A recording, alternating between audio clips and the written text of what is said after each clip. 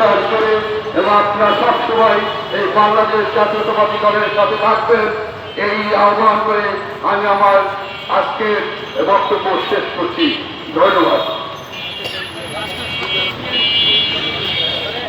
আজকের আমাদের ইফতার বিতরণ কর্মসূচি গ্রহণের জন্য সকলের কাছে আমার আপনার আবেদন, আপনারা লাইন মোতাবেক একজন করে আসবেন, লাইন মতো একজন করে আসবেন, একে একে আমাদের মঞ্চ থেকে আপনাদেরকে ইফতার দেবেন।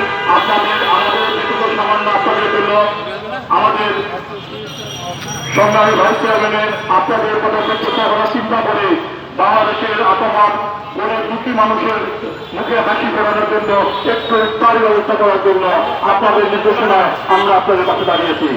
আপনাদের প্রতি অনুরোধ, আপনারা সুশৃঙ্খলভাবে লাইনবদ্ধভাবে একে একে ইফতার নেবেন। আপনাদের প্রতি এটা আমার আসল আবেদন।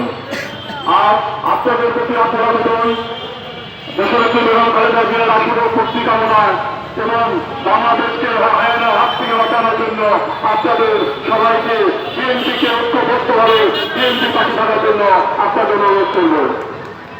এবার আপনার অনুরোধ করছি আসন্ন যে চেয়ারম্যান যারা আমাদের আমাদের আজকে প্রধান অতিথি উনি তার ইফতার বিতরণ কর্মসূচি শুরু করছেন।